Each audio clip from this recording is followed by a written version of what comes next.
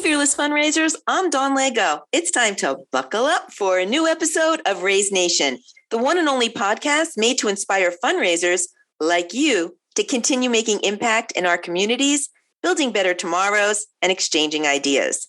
So whether you're a trailblazer or seasoned pro, you'll pick up the trends that transform your fundraising.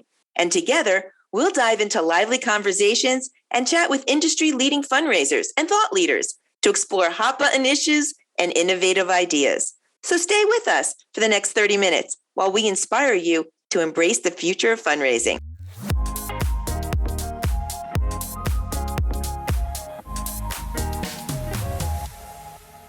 One Cause is the proud sponsor of Raise Nation Radio and your daily dose of fundraising inspiration. One Cause is driving the future of fundraising with easy-to-use software solutions that help nonprofits connect with donors.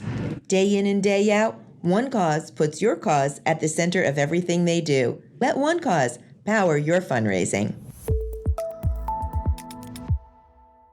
So let's get going. It is my absolute pleasure to introduce my co-host. I call him the auctioneer extraordinaire. Down from Florida, he is joining us from Tampa, Mr. Benjamin oh my gosh, I can't even get his name right. Mr. Benjamin Farrell. How are you, Ben? Good morning. Oh, good morning, Don. That would not be the first time. So some people, my last name is Farrell. They started to call me Farrell after Pharrell Williams. I said, that works. And, or Will Farrell. And I said, well, he's a little bit taller, more hair, definitely more money, but I'm excited to be here. Okay. I am excited to be here. Don, thanks for having me.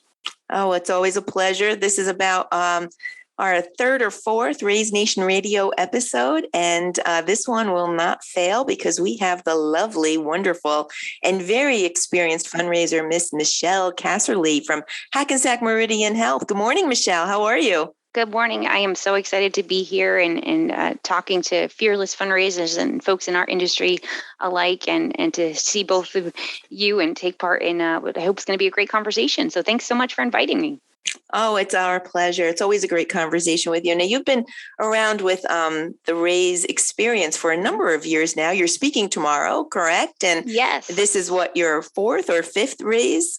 Yeah, I think so. I'm losing track, which is a good thing. Happy to be with everyone virtually this year. Was wishing and praying that we'd be together in DC. After our last stint in Chicago, I think 2 years in Chicago.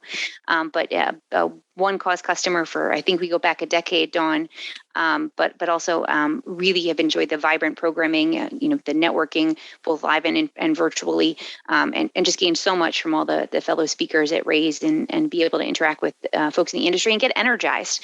It's always a tough gig. We have a noble profession, but this has certainly been a really trying, year and a half plus, I guess. So excited to get energized, by participating in these great sessions and talking to folks like yourselves. Oh, look, Michelle, energized is the key word. I think that's what people are looking for. I think that's what we are ready for. Certainly donors are ready to be energized as well. So, top of mind right now is people are planning for the fall fundraising season, of course, planning for the spring as well. We should just jump right in. Kind of what are you seeing working well to keep your team energized, keep your board energized, and your donors just kind of energized for that next big event? Sure. And I think honesty is, we're leading with that. We're all acknowledging mindfully, the scenario that's happening. We're all, I think, taking this call in different locations in the country. So, things are different in different areas. At Hackensack Meridian, we're the biggest health network in New Jersey. We were on the front lines of the pandemic when it started and certainly still seeing a lot of patient activity. So open and honest communication and realistic with our donors and our team members and our colleagues who are, on the front lines and in some cases even redeployed within the health network, during the pandemic. So, we're hopeful. We're cautiously optimistic is the language we're using. We have unfortunately had to pause on some of the plans we had for this fall, and but looking to make the pivot again. And just harkening back on that experience that we've gained in the last X number of months. I keep losing track. To let folks know we've done this before, we can do it again, and gosh, we've learned so much along the way that as we implement plans for virtual and hybrid, we've gotten so many ideas from colleagues like those that are on this, that listening in today and or at the Raise conference, that we can even do better and take it to the next level, and that we can still make an impact. I think that's what's hard, thinking about what can we be doing for our causes, no matter what industry you're in, how can we keep doing good for our organization? So, that's always, the mantra, as tough as things get. And, but that's where we're really looking at. And, all of those, we'd put those plan B, C, D, and E on paper, and now we got to dust those plans off. And that's where we're really looking. And, it's impossible to prognosticate when we're going to be out of this thing. But that's really our approach within our organization, within my wonderful team. Michelle, I've known you for 10 years, and I know that Hackensack Meridian Health is event heavy. You love your events. Yeah. You love the community's very tight knit, and you do a lot of events. So what did you have to do to replace that fundraising, and how did you handle it? Because I know the community that you're in, and it likes its parties. We used to say you throw a rock at the calendar and you hit 5 events, and it's your market, Dawn, and so folks are, very much enjoy, the gathering together in person for various missions. And there's a lot of great organizations. I don't want to use the term competitor. We're all raising funds for wonderful organizations and causes. But it's been tricky because, the appetite for virtual, I think people use Zoom fatigue, but, I try not to use that language too often. I can say it amongst folks within this, this community, because as fundraisers, I'm sure, it makes us cringe every time you hear that. I think it's folks who don't do the virtual events in a creative, boundary pushing way. Zoom, a virtual event is not a virtual event. It's not a virtual event. So I think we've tried to really differentiate and evolve and ask our stakeholders what they want, because that's the other challenge with an integrated health network. We have 17 hospitals now within our network. So it's really about knowing what your stakeholders, what your constituents are looking for. Maybe right now they don't want a Zoom call, but there's another thing we could do. Maybe, we've tried everything and we'll continue to try everything, from auctions to extending raffles to doing new challenges, to gamify things. I mean, literally, all of the bells and whistles that we can trot out. And I think, our community, you do really love events, staying connected, because if we can't get together in person, that's out of our control, right? But these virtual and hybrid and all the bells and whistles and the tricks of the trade, I mean, we're throwing everything at the wall and see what sticks. And sometimes you don't do it well. I'll own that. Absolutely. I'd rather try and not have it be a grand slam. I'll take a double in some of these occasions, but we've got to stay in front of everyone's consciousness. We still need to know, hey, we're here. We're doing all this good in the community. There are still ways you can engage, even if we can't get together in person. Because people are still giving, right? I mean, donations are still happening. And Absolutely. So how do you engage them to go your way? And I love that approach. Do something, right? Instead of doing nothing. Ben, you were going to say something? I'm sorry. Well, no, just that so refreshing to hear. I think that when you lead with honesty, like you did as an organization, you do strengthen the trust.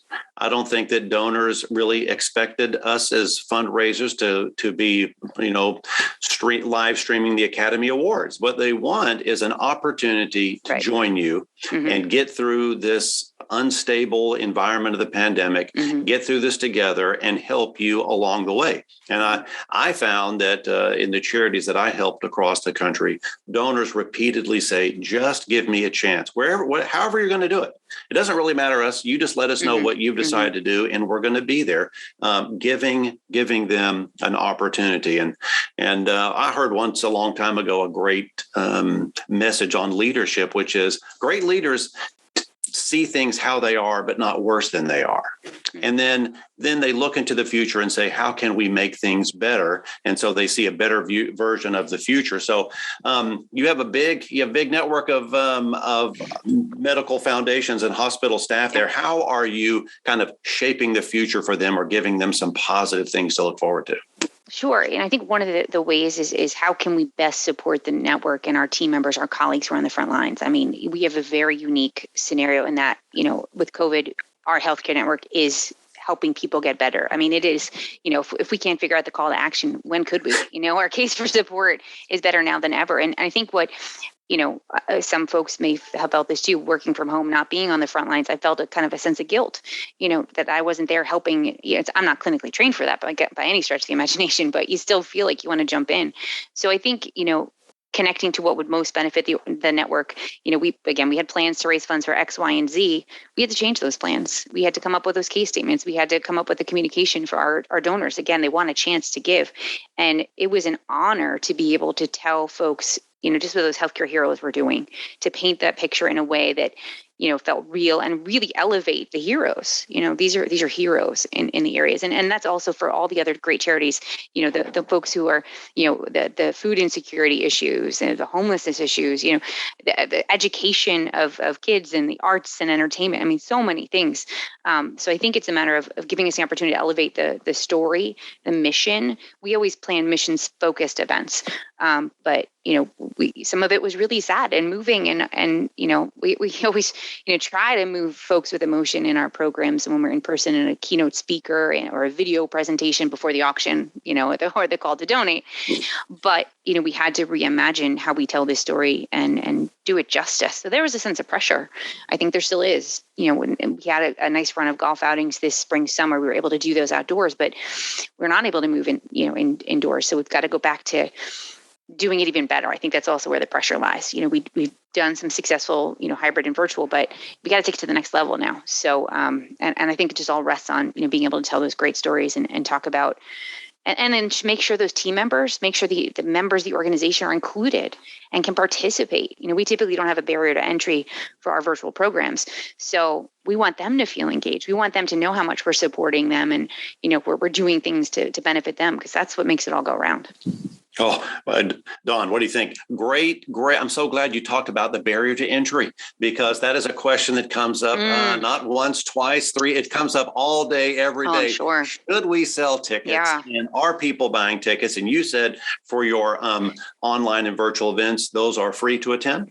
Yes, for the most part. So I think, when we've entertained the idea of bringing in top talent, and I know some folks, some colleagues, on the East Coast, sometimes that dictates the fact that you must have some kind of entry fee and a locked web link. But we made the decision that we wanted everybody to participate, team members, our vendors, people we're not unfortunately doing a lot of events with our fabulous decorators and our AV companies all the time anymore. So keep them involved, keep them engaged, and that I think allows us, you talk about, how you backfill fundraising. If we can't raise money through events, how can we? Well, annual gifts, through our mailing programs, building up our database so that, as we continue to evolve and move forward, have new opportunities, we're building out the number of folks who might want to support us in the community. What I would share is for one event in the fall, which we were entertaining again, is at a certain ticket price, you get the goodie bag. You get the make your own pizza kit that you can follow along during the virtual program. But that's, it's not going to preclude you from participating. So I feel strongly that we'll continue to do that. And, when you hear peer-to-peer and crowdfunding, again, it's all on the table, but I think it's worked well for us. And we've always done an on-demand option so that if you couldn't participate because life's crazy, we get you the link out afterwards. We send it out via social, via all of our email newsletters so that, if you can't tune in on event day, you can always tune in. So we've got a post-event communication strategy that makes sure it gets as many eyeballs as humanly possible. And what I always say is that's more people than could have squeezed into the ballroom or on the golf course. So that I think has been really helpful for us. I like the idea of options, right? Meeting people where they are and just putting all the options out there. Right. Having an event, whatever it is, in person, hybrid, we're throwing around so many words these days, virtual, sure. But just to have, your no cost option, your option with a goodie bag, your option with this, that, give the options, give the t-shirt, give the donation, the silent auction before, during, and after. Let's just have lots of options. And I'm hearing that being a trend. How would you comment on that, Michelle? Because I think that's where you were going with it, right? Yeah, make sure you're covering the bases. Sure. And I think, we do, what's going to help us connect more with our donors at the end of the day, what's going to help us raise more money, right? I think the long game is, again, not having a barrier to entry for the program in and of itself. But then if you've got a really robust committee who's getting some great experience options, it's a little trickier now with the procurement of those auction items, but they're still available and most folks can extend those, a 2-year time period for some of these amazing trips like our friends at Winspire. So, I think that's a great option if that's what your stakeholders are looking for. And then, we had a great vendor partner. The example I gave about the pizza in a box, we had to cancel our gala like most last year and went virtual. They gave us our entire deposit back. They happen to have restaurateurs in their building. So we were able to work with them, maintain that great relationship, And it was a win. We got a lot of people interested, not everybody, but it was well received. And then you've got those opportunities potentially to, have your C-suite, from your top donors. They just want a Zoom call with some of your senior leaders, kind of check in, or hear from experts. And again, we're unique in the healthcare environment, but, our board member wants to give it a certain level. As a thank you, we can say, hey, would you like a check-in with our HR team so that you have the latest, greatest to share with your team, your employees? So whatever the value adds are, I mean, I used to say, we'll borrow or we'll barter anything, right? When we had the ads to swap out, and we still do, but sure, if they ask, we would consider it, I think. Yeah, I tell you, it has been really, in some ways, it's been really fun. It's been really fun to see the creative power of the fundraising universe come up with ways to connect with their donors that previously were just not possible. If they were possible, we certainly weren't doing it because we were in our pattern of live in-person events. So one great surprise for me, and like you, I feel like I've tried everything but the Mr. Microphone walkie-talkie situation. We just kept trying. We just kept trying. And the longer we went, and as the tools began to emerge, the chat function at a live event where people are talking and they are in real time supporting maybe a public speaker, a first person testimonial. And I thought, wow, we could never do this in a ballroom. Can you imagine passing the microphone around your audience of 500 people? Tell us why you love this speaker right now. So to me, it was a way for a donor to have a more personal and connected experience. So I was wondering, with all that you tried, did you have any surprises like that along the way? Oh, yeah, good and bad. The tools really, are based on the technology, because we can do, all of this great, mission-focused programming, but we've really evolved quickly and trying to understand what those epiphanies were when it came to, how we execute. And the tools just get better that allow you to do something like that. They're also equally terrifying, because I had an epic fail. The gala I mentioned, so we can get into that another time, but that was an epiphany too. I think, we came up with a virtual golf outing. You ask yourself, what is a virtual golf outing? We had a lot of people take journeys with us, but to be able to collaborate with our volunteers and come up with what the heck a virtual golf outing was. We were especially proud of that one because it was so unique and just, so out of our comfort zone, and out of the box. So I think, to your point, the opportunity to be creative has just been really different and energizing in a time when it's been hard sometimes to get your energy up as an event planner, right? But I would say, also it was a big learning curve in terms of the technology that's out there. We had done no virtual events or hybrid events before the pandemic, 0. And I'm in this industry 20 years. So having that quick educational experience, you felt like a rookie. You felt like you're, right out of school trying to, make your way through it. But I think there's so many tools and thank goodness, things have advanced. That chat function, again, any truly live thing is terrifying to me, but you got to do it. You got to do it. And I think that it's scary, but good. I'm trying to imagine a virtual golf outing, but only you can pull that off, Michelle. Seriously. What does that look? How did I miss that? Yeah. And I'll send you the link. I probably still have it, of course. For sure. Fundraising. Always be fundraising. But that's where. Always be fundraising. Can we underscore that for a moment? Just always be fundraising. Advice from Michelle Casserly. Always be fundraising. And I guess, at the end of the day, you never know what's going to really connect with those potential major gift donors. It could be that, it wasn't silly. It was an important fundraiser for us, the virtual golf outing, but to have a conversation with someone, however we can get them in the door, and then translate to major gifts. So yeah, it's been a real ride, and I love that chat feature that you just mentioned, Ben. So I'm writing that down.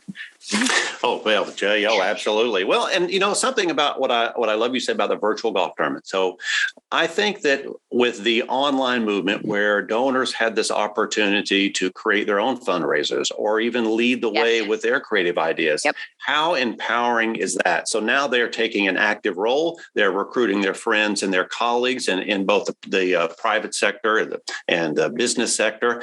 I just feel like it gave our donors a new role of responsibility. And I'm curious with that virtual golf. I sort of can be imagining it right now. Yeah.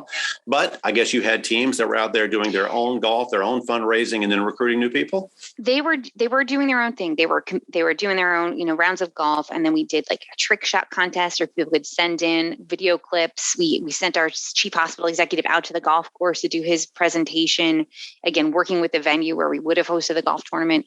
But, I think creating that sense of ownership, over their activity, we're very clear with our volunteers in person or virtual, what the expectations are from a committee perspective.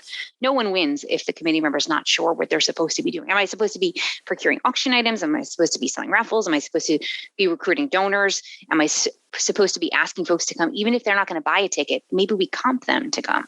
So, the answer is usually like all of the above, right? But for some donors, committee members, that certain areas resonate. So you mentioned kind of peer-to-peer aspect of it, to be able to launch their own, fundraising team around a cause they care about. A colleague of mine just actually had a NICU walk.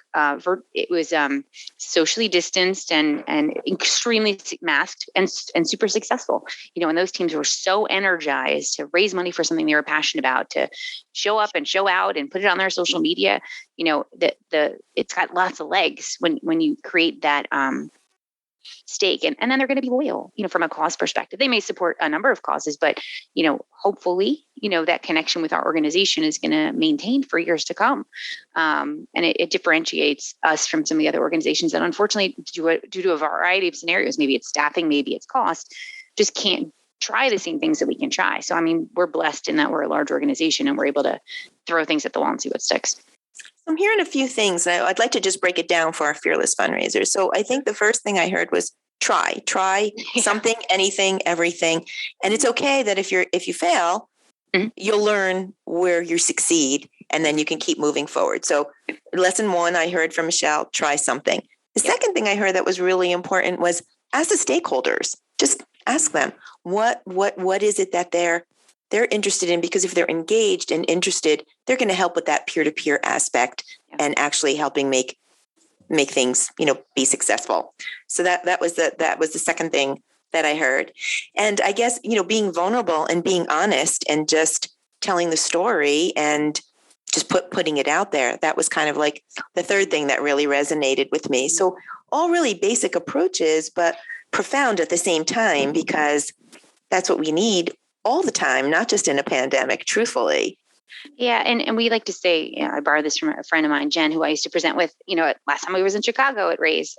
You want folks to have skin in the game. You want them to feel invested so that they're on this ride with us. And yeah, we're going to try it. It may not be, that grand slam that we were hoping for, but still better than being out of the public's mind around the historic event time that you're fundraising.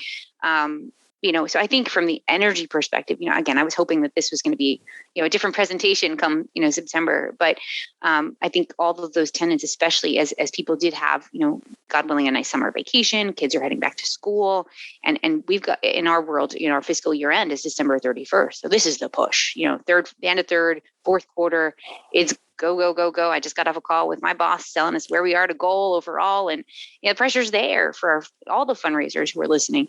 So, those are some of the tenets that we ascribe to. And then we're, I think that has made us better fundraisers overall, having gone through it, because we've got to stay to our core mission, vision, values. And I think, those tactics, no matter where you are important, because I say this a lot. I guess wrong more than I guess right sometimes, so don't guess, just ask. And we could have assumed that 4:00 is a good start time, but maybe they prefer 7. They don't want to do a Saturday anymore. They want to do a Thursday.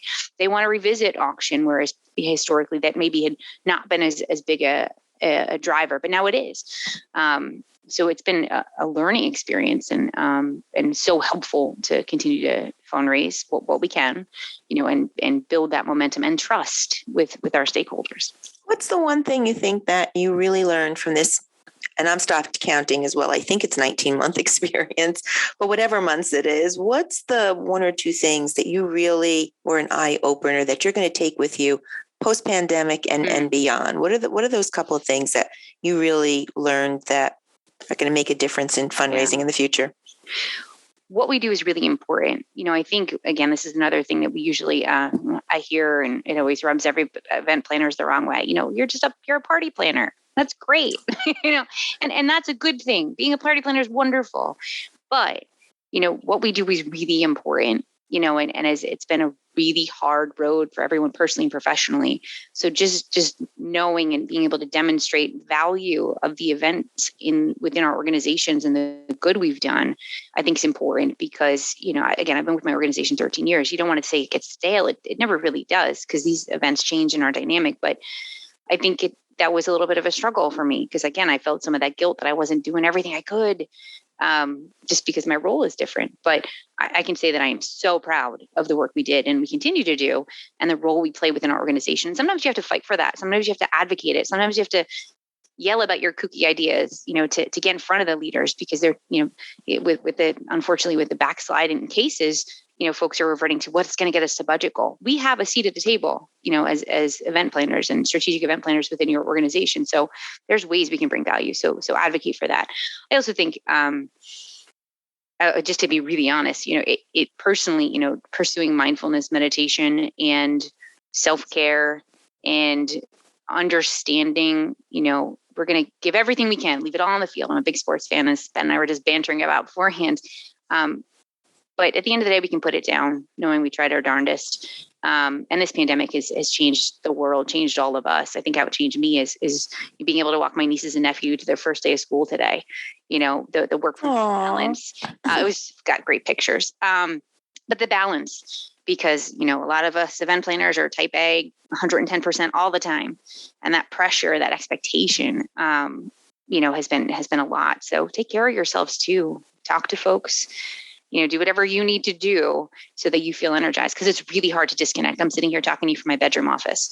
So, they get more out of me now than they would if I had to commute for 2 hours a day. So, but be mindful, be careful, put up some guardrails so that you can give your best to your organization and protect yourself. Big fan of the 10% Happier app. Just a little. Take care of you and everything else will take care of itself. Generally speaking. So what are you talking about tomorrow, Michelle? We have the pleasure of having you come back as a speaker. Yeah. I know you're doing I believe, bright and early, 9 a.m. Eastern Standard Time session tomorrow. And I love the title, right? What to do with events. I mean, we don't want to give it all away, but can you give us a little look-see as to what you'll be talking about tomorrow? Sure. And with both of your great questions to kind of tease it up, what do we do? How do we stay engaged? How did we make the pivot? If there's some lessons learned that we can impart. I'm a big fan of my old boss used to say, copy and steal everything. So, that's a good one. Copy and steal everything. Check the case files. Check the case files. Yeah. This is what these conferences are great at. And by the way, we all went to the drawing board when this all happened last March. And I watched countless webinars, watched Raise Virtual, reached out to the Rolodex I've built going to conferences like this and just learned from everybody. So happy to share, our playbook that we kind of created with working in a foundation where we support lots of hospitals. We like to say we love all the hospitals the same because we've got to cover all our bases. So coming up with a consistent plan, consistent communication strategy so that, all of our donors and volunteers were expecting and having the same experience as they interacted with our team. So I'll talk a little bit about that. And then, as we kind of hopefully pray, get back to normal. And again, we were able to we had 6 golf outings in the spring and summer. They weren't all quote unquote normal, but when we get back to normal, what are the things that we've learned that we can put into place, now in this virtual hybrid sphere, but then, as we build in person, let's build back better. Let's get to a place where we're taking all these lessons learned and we're not doing what we did in 2019. Put that action plan on the shelf and, let's see how we imbue some of this knowledge as we move forward, even in a more positive way, God willing, in 2022, as we're all looking to set our fundraising calendars, if we haven't already, for 2022 and beyond. Oh, excellent. Well, I'm looking forward to that. Looking forward to your session because, wow, we are all really thinking the same thing right here and now. So we are getting close to the end of our time here, Michelle, but I got to tell you, we know just as just as you said, case, right? Everyone is here to learn something, to take something away, something they can put into action today to start better fundraising starting tonight on into the future. So you've done a lot. You've tried a lot. You have over 20 years of experience. So if there was one thing that a listener is tuning in right now, whether they've been doing this for 20 years or, hey, they just signed up with a charity they love, what is that one lesson you would like to share with a fearless fundraiser that they could just put into action immediately to help them with their fundraising? Yeah, I like to give out tips that are kind of, free, cost you nothing, to start every committee session with your mission. Don't get right into the fundraising goals. Don't start with, chatting about, the auction. Don't dive into those things right away. They're all extremely important, but talk to your mission. We have a successful meeting if our hospital leader or representative of our organization is talking about what is our mission, what's been happening since we last got together, whether this is our first planning meeting in months or if we met 3 weeks ago.